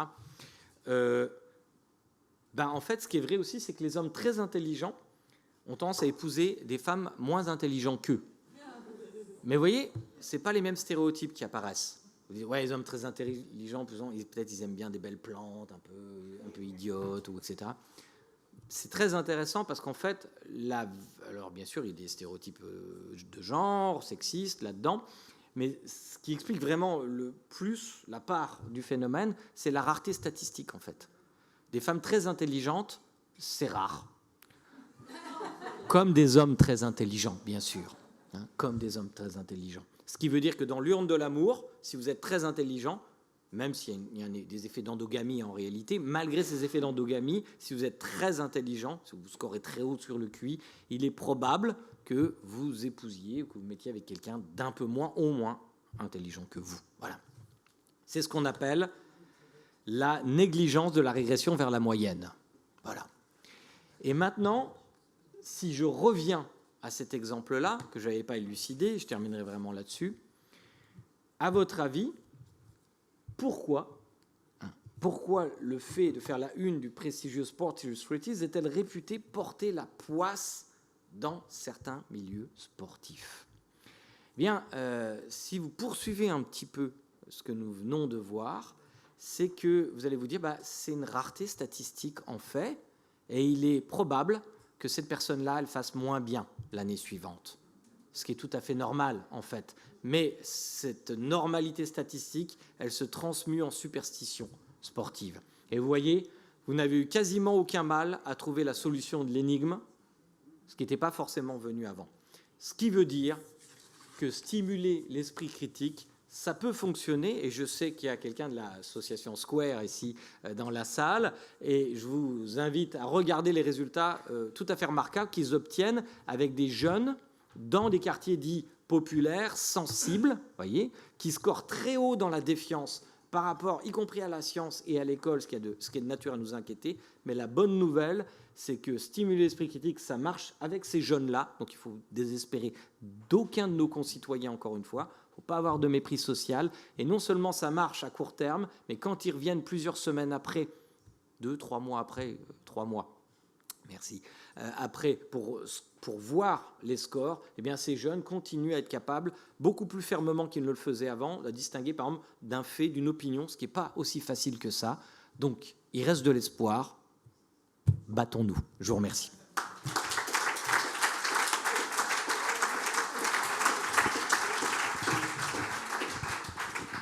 Bien, comme l'esprit critique n'empêche ni l'admiration ni la gratitude, merci à Gérald pour ce très brillant exposé. Nous entrons dans la partie débat. Donc, comme d'habitude, merci à celles et ceux qui prendront la parole de commencer par se présenter, leur nom, leur fonction. Nos propos sont diffusés en direct sur Internet et resteront disponibles indéfiniment sur le site de l'Institut. La parole est à la première, au premier qui la demande.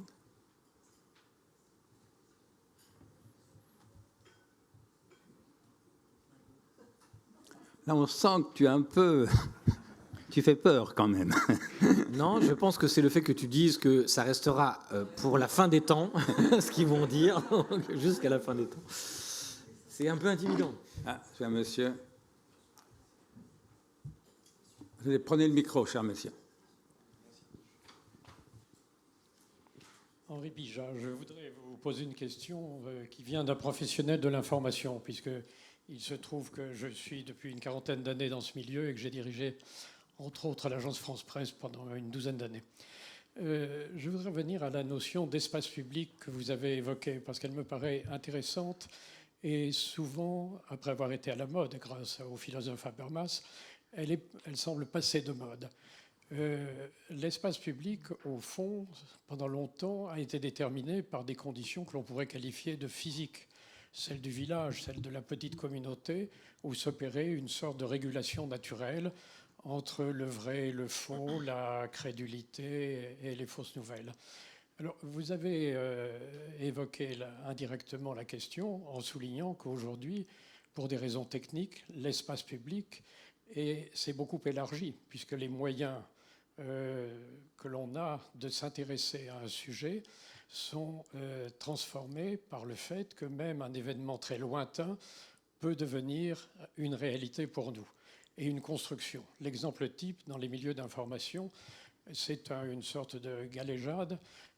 3 morts dans un accident de la route sur le périphérique tiennent plus de place ou tenaient plus de place dans la presse parisienne que 150 000 morts ou disons 15 000 morts dans un incendie à Bombay, par exemple, autrefois. Parce qu'il y avait une sorte de décalage entre la distance et le fait que nous soyons concernés ou pas par un événement et l'importance qu'on lui donnait.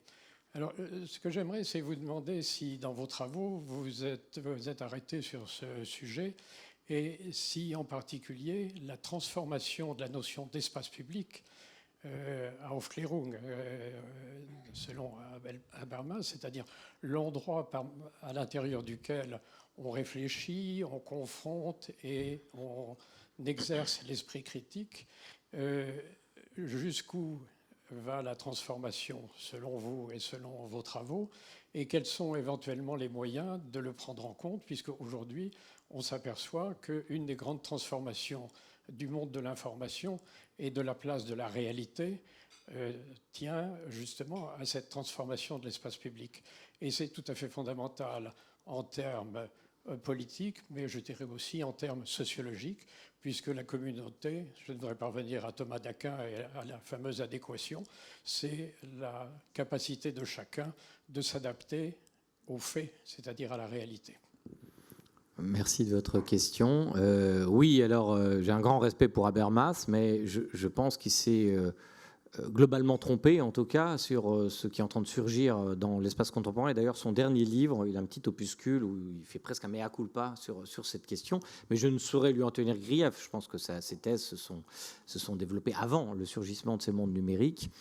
Et cet espoir selon lequel la libre délibération peut faire aboutir à l'intelligence collective est un espoir qui est rationnel sous certaines conditions, en fait. Et je pense qu'un des grands défis intellectuels de notre temps, c'est de penser les conditions, parce qu'on ne va quand même pas renoncer au débat public et au débat collectif, sinon on serait à désespérer de l'humanité, mais comment penser une ingénierie et les conditions pour que dans l'état du marché de l'information que nous connaissons, nous puissions tout de même aboutir à l'expression, l'accumulation, la combinaison de nos intelligences. Et nous l'avons fait 1000 fois dans l'histoire, donc il ne faut certainement pas renoncer à cette possibilité. Mais en effet, même physiquement, cet espace public s'est transformé. J'en ai donné quelques termes, mais par exemple, vous l'avez bien dit, il y a toujours eu un espace public qui était confiné dans des espaces sociaux. C'est-à-dire qu'il y avait une viscosité sociale, pour prendre un autre terme de physique, qui était beaucoup plus forte, de sorte que ce que vous disiez dans votre repas de famille avait très très peu de chance, ça pourrait arriver, mais il avait très peu de chance de se diffuser dans les autres espaces sociaux. Donc ce qui premier paramètre, il y a une baisse de la viscosité sociale dans cet espace, accélération de la diffusion de l'information et affranchissement, comme vous l'avez dit, des règles géographiques. Ce qui permet aussi, j'ai peu insisté là-dessus, mais c'est quand même important, aussi à des raretés statistiques de se rencontrer. C'est une fluidification entre l'offre et la demande de tous les instants, dont Uber, par exemple, est une expression. C'est une fluidification entre une demande et une offre qui n'existait pas avant, mais c'est vrai aussi cognitivement. C'est-à-dire, par exemple, la radicalité trouve plus facilement à trouver des âmes sœurs, si je puis dire, dans des espaces publics qu'elle ne le faisait auparavant. Et aussi pour le meilleur, par exemple, la science a pu profiter, bénéficier de l'apport, y compris de nos concitoyens, pour limiter l'expression de la rareté statistique, je ne sais pas, de telles maladies. Par exemple, ça a permis aussi de s'affranchir de cette rareté statistiquement-là. Donc en fait, ce qui est urgent, c'est d'avoir une approche analytique de cette question et pas moralisatrice, de type technophobe ou technophile, par exemple. Il y a des aspects très positifs et puis il y a des externalités négatives qui sont quand même très fortes et remarquées de tous. Je me permets de rebondir sur la question précédente qui me fait penser à une remarque un peu à la fois désabusée et inquiétante de Paul Valéry, donc il y a bien longtemps, qui écrivait dans ses cahiers, si je me souviens bien, la phrase suivante: « Si tout le monde écrivait, que resterait-il de la littérature ?» Point d'interrogation. La suspicion que la littérature doive quelque chose à la rareté. Question, si tout le monde débattait en public, que resterait-il du débat public? Or, tout le monde débat en public, c'est ce que tu montrais au début de ton exposé, tu as évidemment raison sur le fait, mais est-ce que ça ne perturbe pas le débat public? Et c'est cela pour dire ma réaction de lecteur à chaque fois que je te lis. Tu es un auteur rationaliste, humaniste, progressiste. Et après t'avoir lu, je suis affligé sur l'humanité, y compris dans des petites choses. Je crois que dans Apocalypse cognitive, tu notais que les 2 types de vidéos les plus regardées sur Internet, statistiquement, c'est 1, les vidéos porno, 2, les vidéos de chatons. Si vous prenez ensemble les 2, ça dit quelque chose sur l'humanité qui est quand même très, très singulier. Voilà. Et donc, ma question, c'est, d'abord, est-ce que tu es d'accord sur l'idée, enfin, sur cette espèce d'inquiétude, si tout le monde débat en public, qu'aura-t-il du débat public? Sous-entendu, est-ce que ça ne le dégénère pas presque inévitablement? Et donc, est-ce qu'on n'est pas amené, nous qui sommes des rationalistes progressistes, à penser qu'au moins de ce point de vue, c'était mieux avant? Je sais que le thème c'était mieux avant, il me sort par les yeux, mais s'agissant de la qualité du débat public, depuis 20 ou 30 ans, l'inquiétude vient quand même. Voilà. Et donc, comment faire pour que la lecture de Gérald Bronner ne pousse pas au pessimisme anthropologique? C'est une excellente question. Sur le premier point, c'est justement l'enjeu d'une ingénierie de l'organisation du débat public. Et d'ailleurs, on a fait des progrès. Là, voilà un élément d'optimisme. Par exemple, le CESE organise des débats citoyens. Ce n'est pas encore tout à fait convaincant de mon point de vue, mais c'est quand même beaucoup mieux qu'auparavant. Avant, quand on organisait de la démocratie délibérative, c'était sur la base du volontariat. Alors, qui venait dans ces débats? Évidemment, des gens qui étaient déjà tout armés, tel Athéna sorti de la tête de Zeus, d'arguments performants, des militants, etc., les super spreaders, en fait. Donc, là, maintenant, le tirage au sort, le fait de tirer au sort les gens qui vont participer à un débat, c'est déjà une avancée d'ingénierie plutôt. Mais il faudrait aller plus loin, parce qu'on sait que, par exemple, les femmes vont parler moins que les hommes, et tout le monde ne va pas parler dans une assemblée. Quelle est la bonne taille pour une assemblée? Je n'ai jamais vu encore de réponse dans la littérature scientifique. Si nous on est 200, on ne parlera pas tous.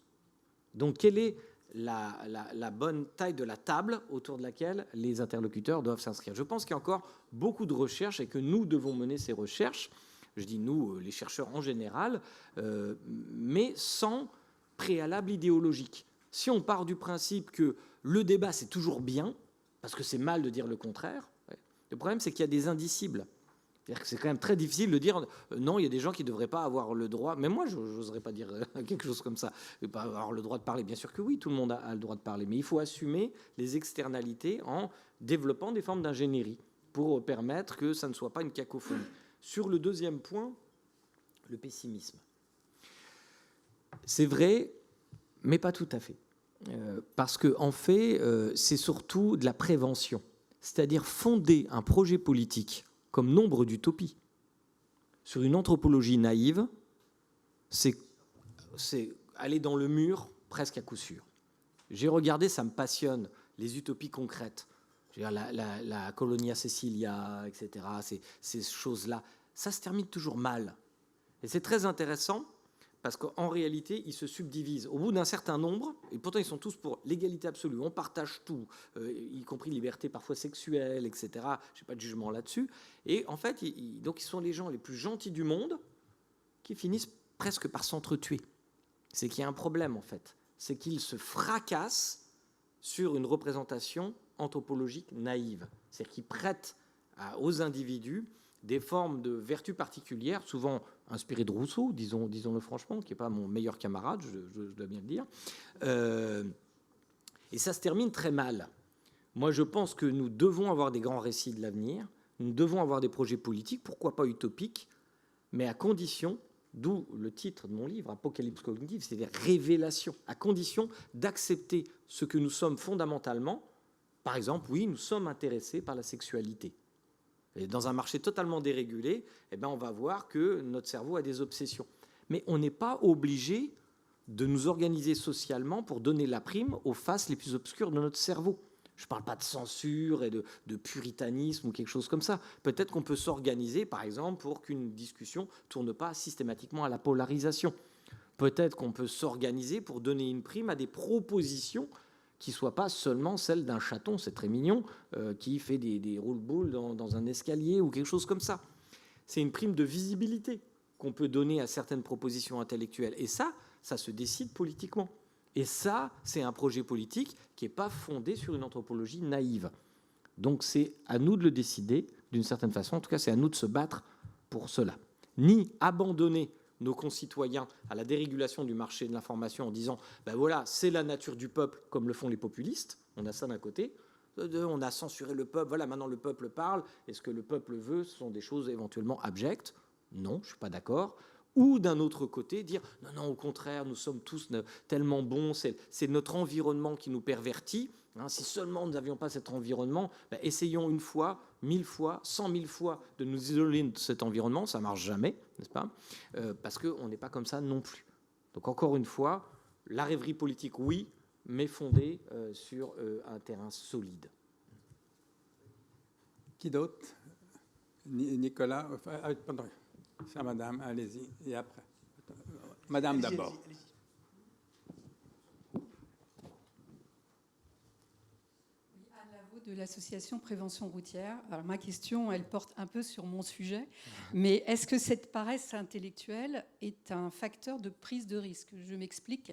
Dans notre thématique de la route et de la conduite, alors la paresse intellectuelle a beaucoup à faire, puisqu'on a femme au volant, mort au tournant, que faire baisser la vitesse, les gens vont s'endormir, qu'il faut rouler vite pour... Enfin, je vous en passe, on en a des quantités invraisemblables.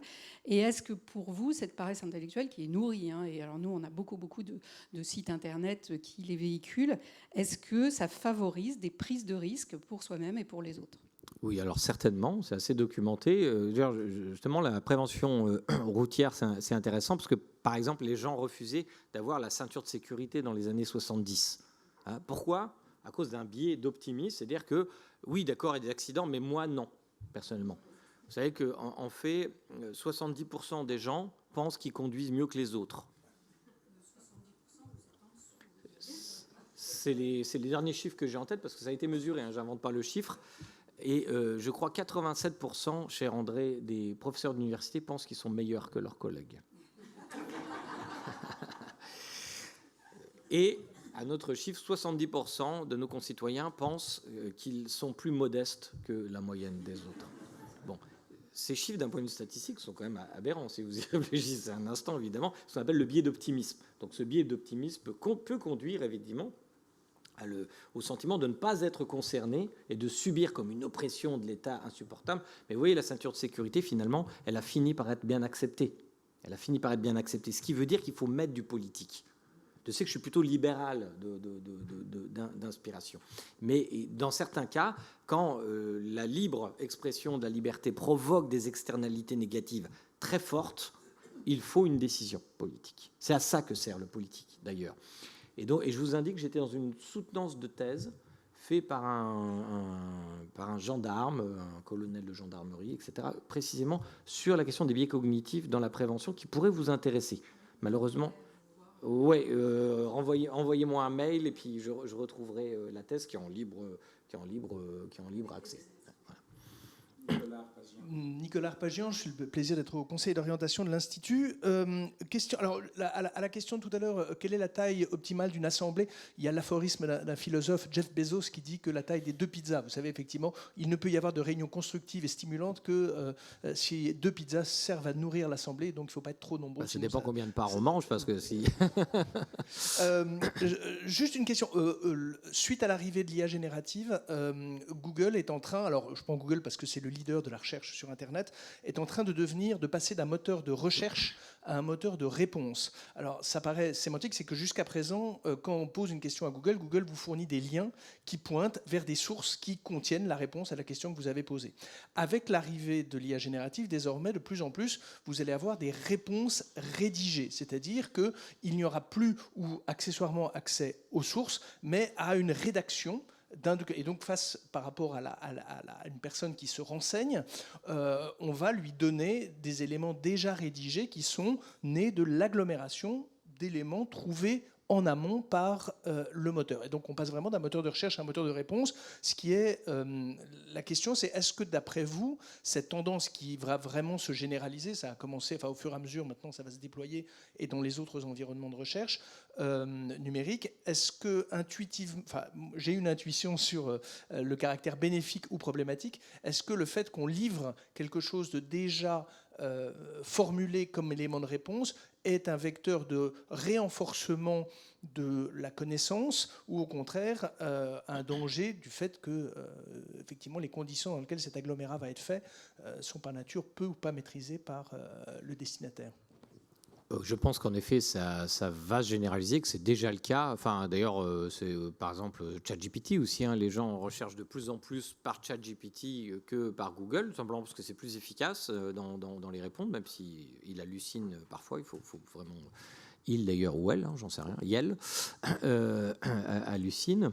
En fait, c'est une question, là aussi, il faut réduire analytiquement le problème, c'est une question d'externalisation. De même que la machine vapeur nous a servi à externaliser un certain nombre d'actes physiques, là, il s'agit d'externaliser des formes de routine cognitive. Donc, ça a beaucoup d'intérêts et d'avantages que l'on comprend. Ça nous fait gagner du temps. Encore que la question est qu'est-ce qu'on va faire de ce temps de cerveau libéré. Et si c'est pour regarder des vidéos de chatons, c'est pas forcément très utile. Mais on peut craindre aussi qu'il y ait une baisse, parce qu'encore une fois, la lazy thinking, la pensée paresseuse, il y avait Fisk qui était là, parlait d'avarice cognitive, c'est-à-dire que notre cerveau a du mal à investir de l'énergie quand il sait qu'il y a une combine pour en investir moins. Et le problème, c'est qu'on a beau se dire il ne faut pas le faire trop parce que, etc., on va avoir tendance tous, plus ou moins, pour faire des résumés, pour faire des trucs qui sont harassants, qu'on n'a pas envie de faire, à recourir à ces intelligences artificielles qui sont quand même vraiment de plus en plus performantes, sont très étonnantes dans leurs effets, je pense que vous les avez tous constatés. Il y a la question de la mémorisation. On sait que c'est très tangible, que ne serait-ce que les téléphones portables nous ont fait oublier quasiment tous les numéros de téléphone. Moi, quand j'étais enfant, je connaissais 150 numéros de téléphone. Maintenant, je ne connais même pas celui de ma fille, ce qui est honteux. Oui, parce que voilà, ce sont des prothèses, en fait. Tout ça, ce sont des prothèses. Et comme toute prothèse, ça peut vous conduire à un vrai recul. Après, il faut faire très attention. Là, vous avez vu, il y a un article qui est très commenté. Ça, c'est un peu du bullshit. Il ne faut pas exagérer. C'est-à-dire que non, on ne va pas avoir de régression cérébrale ou je ne sais pas quoi. C'est une surinterprétation. C'est évident que si vous utilisez une calculette, par exemple, plutôt que le calcul mental, vous allez moins mémoriser les résultats que vous avez obtenus parce qu'il y a un investissement. Et toutes les tâches cognitives ne méritent pas notre investissement. Donc je dis que l'enjeu, en fait, c'est vraiment l'enjeu de ce que nous allons faire du plus précieux de tous les trésors, c'est-à-dire notre disponibilité mentale. Ça ne me gêne pas du tout que les IA, elles produisent des synthèses, des résumés de réunions. Enfin, on peut faire mieux de notre cerveau. Mais ce qu'on peut craindre, c'est que ça nous conduise en effet y compris dans notre créativité, et à cause des modèles autophagiques. C'est-à-dire qu'il ne faut pas croire que la créativité des IA, elle va être étonnante, parce qu'elle va se copier elle-même. Donc en fait, il y a beaucoup de modèles qui montrent un appauvrissement de la production des IA dans ce domaine. Donc voilà, je ne suis pas prophète, j'en sais pas plus que vous. Je pense qu'il faut être très, très vigilant, mais là où peut-être André dirait à juste titre que je suis pessimiste, malheureusement, on ne peut pas faire rentrer le dentifrice dans le tube une fois qu'il est sorti. J'ai l'impression que la flèche est tirée. Voilà. Qui d'autre? Allez-y, cher monsieur. Oui, bonjour, Didier Hollo, ONG. Je voudrais d'abord donner un très court témoignage et qui débouche sur une question. J'ai, il y a 1 an et demi à peu près, eu le culot de publier dans la revue des anciens de l'école polytechnique un article contre le Bitcoin expliquant que pour transférer de l'argent d'un compte A à un compte B, le Bitcoin coûte 20 000 fois plus qu'une transaction carte bancaire en énergie. Et que dans un monde dans lequel l'énergie devient rare, pour gérer la transition climatique, il y a peut-être mieux à faire que de gérer le Bitcoin.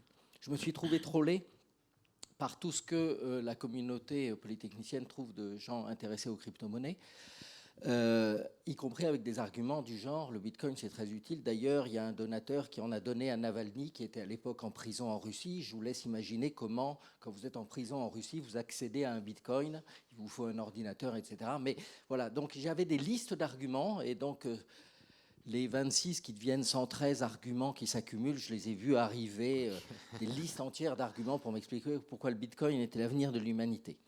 Et j'en viens à ma question. Il y a derrière ça des intérêts financiers évidents, parce que les gens qui m'ont trollé, c'est tout ce que la communauté polytechnicienne compte de gens qui gagnent leur vie avec des bitcoins ou d'autres crypto-monnaies. Et ce biais-là, comment est-ce qu'on peut le contrer pour arriver à ce qu'on ait un marché de l'information qui soit un peu plus libre? Vous voulez dire le biais d'intérêt, c'est ça? Le problème, c'est que les intérêts sont de plusieurs natures. Vous avez mentionné l'intérêt économique. Et là, on a clairement ce qu'on peut appeler un conflit d'intérêts. Quand vous avez un intérêt économique à défendre un argument, on peut s'interroger sur la légitimité de cet argument et sur la sincérité d'expression. Mais vous avez d'autres types d'intérêts.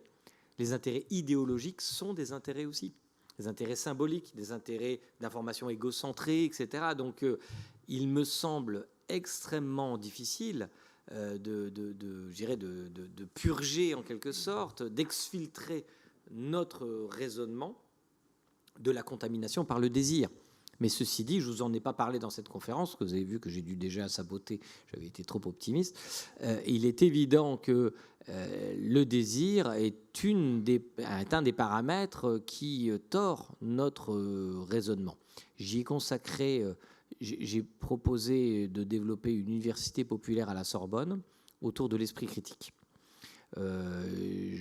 Pour l'instant, université populaire, comme je suis tout seul, c'est un peu exagéré, mais à partir de septembre, on va être 10. Bon, parmi lesquels il y aura Étienne Klein, Stéphanie Rosa, donc il y aura à la fois des approches philosophiques, épistémologiques, etc. Donc je vous y invite tous, hein, bien sûr. Peut-être que André, tu contribueras d'ailleurs un jour, ce serait un honneur. Je vous dis ça simplement parce qu'il y a une des vidéos que j'ai faites, c'est la deuxième, je crois, non la troisième, qui est consacrée à ce phénomène, la contamination du croire par le désir. Donc je vous y renvoie pour répondre de façon plus satisfaisante à votre question. C'est disponible sur YouTube. Vous voyez. Peut-être une dernière question. Régis de la Roulière, animateur des forums MacMahon. Merci beaucoup pour cette présentation. C'est extrêmement impressionnant. On se fait avoir à tous les coups. Je pense par exemple aux 3 voitures ou à la photo de la tête en bas. En pratique, comment on se protège si on en a tous les jours partout? Comment? Je n'ai pas compris. Comment on se protège? Parce qu'on on est trollé, il y a plein de gens qui ont des intérêts à nous en envoyer, il y a des gens qui poussent des croyances, et donc on ne peut pas être à l'abri de ça, et on se fait avoir à tous les coups si l'image est bien faite ou si le biais est bien fait. Donc comment est-ce qu'on se protège pour essayer de rester plus proche de la réalité ou de choses plus fondées comme information? Alors, d'abord, il y a plein de façons. En réalité, on peut s'interroger aussi sur, par exemple, les primes algorithmiques qui sont données à tel ou tel type d'information et peut-être tenter de réguler, faire de la régulation algorithmique. Le président de la République, Emmanuel Macron, m'avait nommé président d'une commission autour de ces questions, la perturbation des mondes démocratiques par les mondes numériques. Je vous y renvoie aussi pour aller plus vite parce qu'il y a 30 recommandations, donc je ne vais pas vous les faire.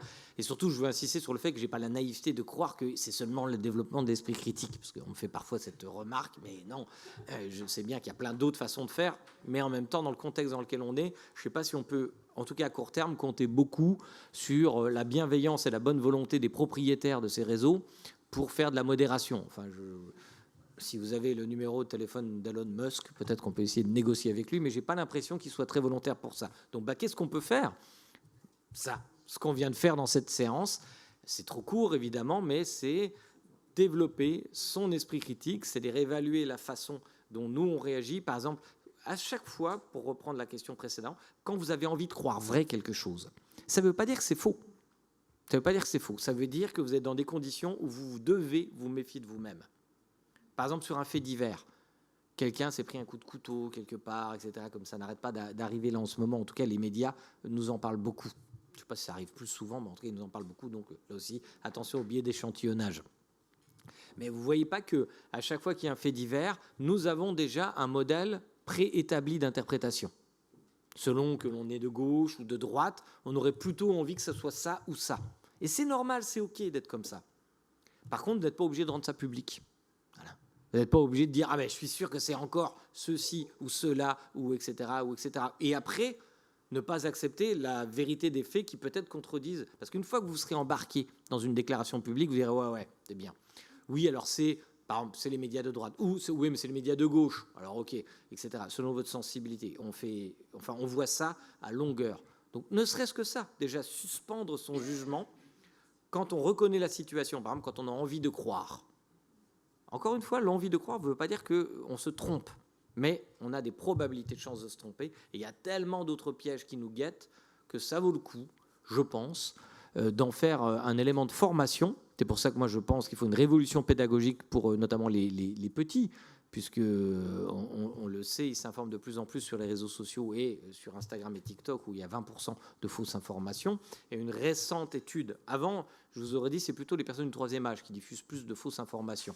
On en était là, mais la connaissance n'est pas stabilisée parce qu'il y a un énorme papier avec un échantillon très vaste qui montre l'inverse. Et peut-être pas que ça ne veut pas dire que les résultats ont été faux, c'est peut-être que depuis, il s'est passé quelques années et la fréquentation de réseaux comme TikTok change un peu la donne. Mais ça, c'est pas seulement pour les enfants. Moi, je pense qu'il faut le mettre dans la formation continue, dans les entreprises, partout. C'est devenu un élément, un paramètre absolument central que de développer cette pensée méthodique. Donc, moi, j'essaie de faire ça à mon tout petit niveau, micro-niveau, d'où les universités populaires, et puis d'où mon intervention aussi, finalement, aujourd'hui, à l'Institut Diderot. Un grand merci à Gérald Bronner.